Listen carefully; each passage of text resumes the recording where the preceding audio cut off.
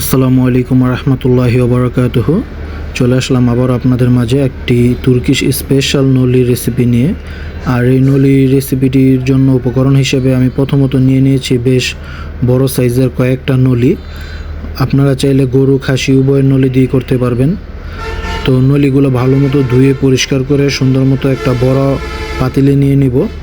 এরপর এই নলিগুলোর উপরে কিছু মশলা অ্যাড করব, যার মধ্যে রয়েছে চিনি, তারপরে হচ্ছে লবণ, টেস্টি সল্ট, দারুচিনি, এলাচ, গরম মশলা, তেজপাতা, আদা রসুনের পেস্ট এগুলা। আর এর সাথে আমি এক্সট্রা হলুদ, মরিচের গুঁড়া হালকা।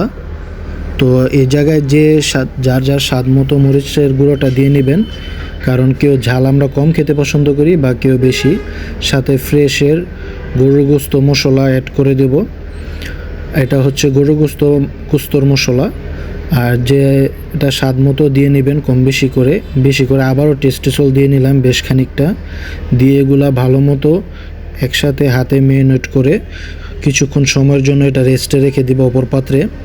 এরপর এটা রাখার অন্য একটা বড় ডেক নিয়ে নিব, কারণ এটা পাতিলে এরপর আর হবে না। আর এই ডেকের মধ্যে একবারে আমরা পাকিয়ে নিব এই রেসিপিটি।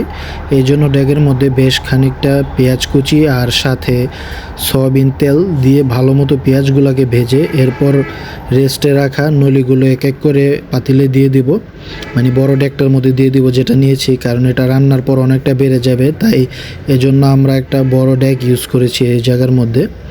এরপর এই জায়গার মধ্যে বেশ খানিকটা ঘি আর সয়াবিন তেল এগুলা দিয়ে ডেকটা ভরে পানি দিয়ে দিব। এরপর পানি দিয়ে এটা কিছুক্ষণ সময়ের জন্য আমরা চুলা ঢিম করে রেখে দিব। এরপর কয়েকবার নাড়া দিয়ে দেখব যখন পানিটা ঠিক এরকম হয়েছে, তারপর এটা আমরা 5 ঘন্টার জন্য লো আছে চুলাটা ঢিম করে বসিয়ে দেব। এরপর এই তো শুকুর আলহামদুলিল্লাহ আমার স্পেশাল তুর্কিশ নলি রেসিপিটি তৈরি হয়ে গেল। আর আমি আপনাদের মাঝে এভাবে উঠিয়ে দেখাচ্ছি যে দেখুন নলিগুলা দেখতে কীরকম হয়েছে, আর ভিতরে ক্যালসিয়ামগুলা শুকুর আলহামদুলিল্লাহ খুব ভালো রয়েছে। আর এটা টেস্ট যদি আমি বলি, এটা আপনারা না খেলে বুঝতে পারবেন না।